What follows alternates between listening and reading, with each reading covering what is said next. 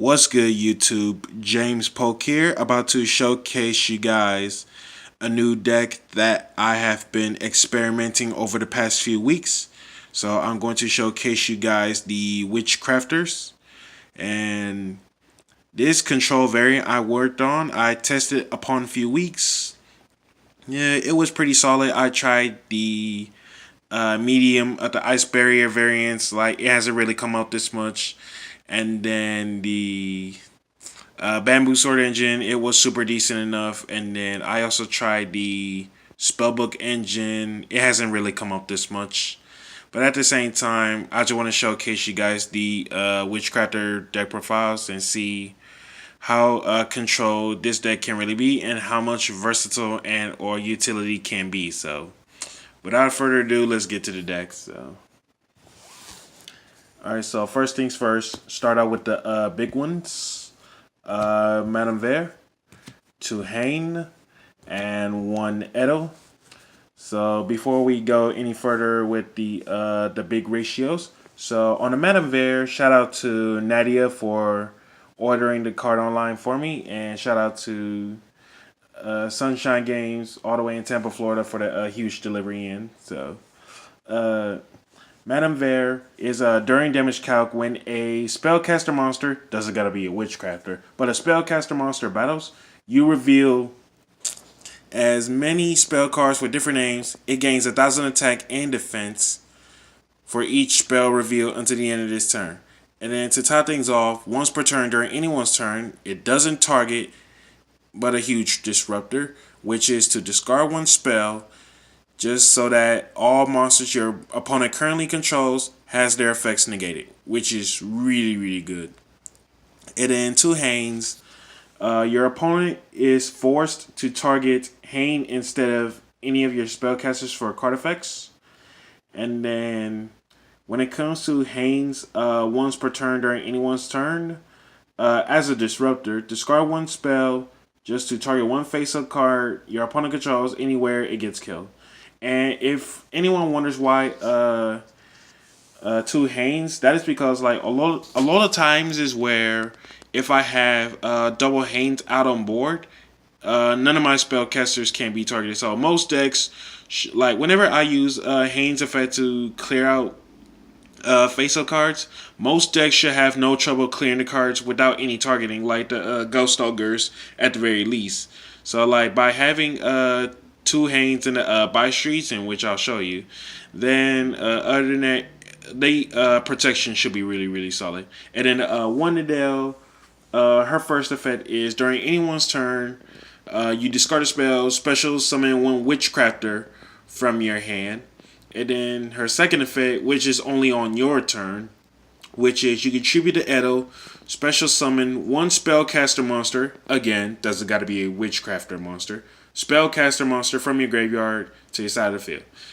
So the monster reborn out of Edo, which is really, really good. And then as for the smaller witchcrafts, that'll be triple Shmieta, double Pitor, and 1 Potteries. And I find this ratio to be like very, very correct. I happened to play 2 Potteries the last time. The second Pottery banish effect just like never comes up, but so I find the 1 copy of Pottery should be like absolutely the most correct ratio there is. So Shmieta, literally my favorite one out of all the Witchcrafter monsters in terms of the artwork. So all of the smaller Witchcrafters share this effect. During anyone's turn as of the main phase, you contribute themselves along with discarding a spell card, just so that you can special summon any Witchcrafter monster from your deck except a copy of themselves. Shmieta, the level 4, you can banish her. She is an Armageddon Knight of the deck. You can send any Witchcrafter card, including spell traps, from your deck to your graveyard. And then the Petors, this is where you can banish her, draw a card, and send a Witchcrafter card from your hand to your graveyard. But if I don't have none, my whole entire hand is banished. And then Pottery, While I have no cards in my hand, you can banish her just to target any Witchcrafter card. It can be including copies of Pottery as well, but you can also target a Witchcrafter card from your graveyard, add it back to your hand. And again, I find this smaller Witchcraft ratio really, really good. And then the other monsters, 3 Chocolate Magician Girls, and she's the draw power of the deck like it's meant to do. And this is like one of the control cards you have to keep alive at all times. So when it comes to Chocolate Magician Girl, you ditch a spellcaster from your hand to your graveyard just to draw a card. Nice. And then her other effect is that when Chocolate Magician Girl is targeted for an attack, you can target any spellcaster monster from your graveyard. You special summon it, then your opponent is forced to attack that new monster, and the opponent's attacking monster gets cut in half and it's permanent, which is really, really strong at this point on. And then 2 Effect Veilers. Effect Veiler is a spellcaster for that matter. And then 2 Ash. And then for the spells, Reasoning, pretty much everybody is different levels. Nothing to say about that. And then for the Witchcrafter spells, 1 Creation, 1 Holiday, 1 Collaboration, 1 Draping, 1 By Streets, and 1 Scroll.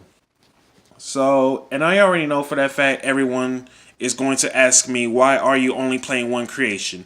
Well, that is because according to the Witchcrafter spells, they are super, super, super hard once per turns effects.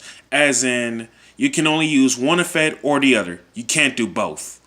So, Creation, Holiday, Collaboration, and Draping all share this same effect as a during the end phase. If you happen to control a Witchcrafter monster, all of these spells go back to your hand. So, Creation, search a Witchcrafter monster from your deck to your hand. Holiday, monster reborn a Witchcrafter.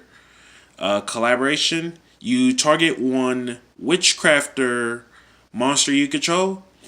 It gets to attack twice, and upon the Witchcrafter monster attacks, your opponent cannot use spell traps until the end of the damage step. And then Draping, target spell traps your opponent controls up to the number of Witchcrafter monsters you control.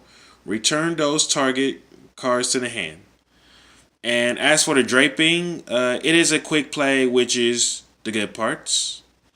As for By Streets and Scrolls, 2 of those last effects share the same thing amongst each other. If a Witchcrafter monster you control would discard just to activate an effect, you get to send either the By Streets or Scrolls to the graveyard instead. And then the other effect is during the end phase, just like the rest of the spell cards, if I happen to control a Witchcrafter monster, rather than going back to the hand, they go back to your side of the field face up. As for By Streets, the first time each Witchcrafter monster you control, every last one of them, will be destroyed by battle or card effects, it is not destroyed. And as for Scrolls, if a spellcaster monster doesn't gotta be a Witchcrafter. If a spellcaster monster destroys an opponent's monster by battle, you can draw a card. And it's a once per turn thing. So draw cards are the essential key to card advantage like it's meant to do.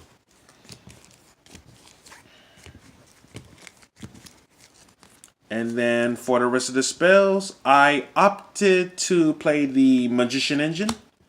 So 3 restage, 1 left hand, and 1 right hand. So as for Magician's Restage, once while it is face up on the field, you can target 1 level 3 or lower spellcaster from your graveyard, special summon it. So that would be Polteries and Petors. as your Magician's Restage target. And then to top things off, if it gets sent to the graveyard, doesn't matter how, you get to search off the Magician continuous spells from your deck to your hand. So Magician's Left Hand is that the first time your opponent activates a trap card or the effects of it, it gets negated. And then the right hand, the first time your opponent plays a spell card, it gets negated and those cards are killed. And then I also play 3 Secret Village. It's Spellcasters, nothing to say about that. And then 3 Call by the Grave. You must see this card at all times. Whether if it's from Drolling Locks, Ashes, Effect Veilers, any hand traps. Because if you don't see Call by the Grave, just to counter the Ash mainly, or the Drolls, you're pretty much going to lose in this scenario. And as for the traps, 2 Rivalry of Warlords, huge disruptors. 2 red reboots. It's pretty much for Altaguys, Paleos, especially seeing a Solemn package or even evenly match as well. And then the 1 Chivalry. As an old card of a counter trap, that's as if during the battle phase, whenever your opponent activates a monster effect, it gets negated and it gets killed. And I've happened to caught so many people slipping with the Chivalry tech, and most players never even knew what it did. So it pretty much outs the boss monsters like it was meant to do during the battle phase, and that's how you can pretty much get over it like it was meant to do. So, and with that being said, that's pretty much it for the Witchcrafter profile. Be sure to like, comment, subscribe, and share. And yeah, other than that, yeah, thank you guys so much for tuning in.